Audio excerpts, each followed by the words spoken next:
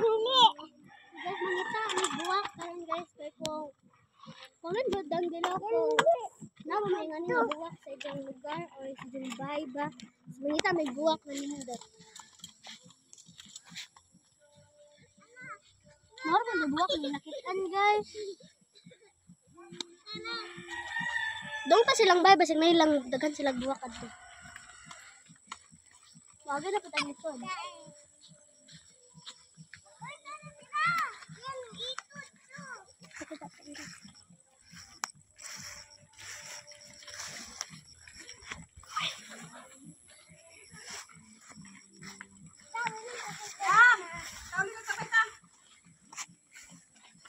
Hindi di po sila buwak kaya guys dyan. Ako iba si pangan ani. Nindot si Jo. Gamay. Tulo sila kabuo. Ay upat. Di na pilain na guys da. Napuda. Kilala? Basta muli na may ta. So, muna ang buwak, guys. Kami sudah bila kung nakakita may ingani nga buwak. So, naway nga na yung mga buwak. Amo ingon nga.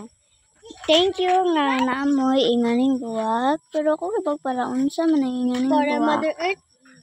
Para sa Mother Earth. Mani nga baby.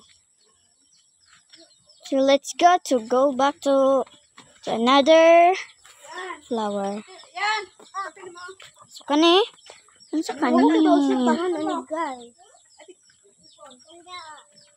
Uy, my gosh, guys. So karon guys, usa ka na to.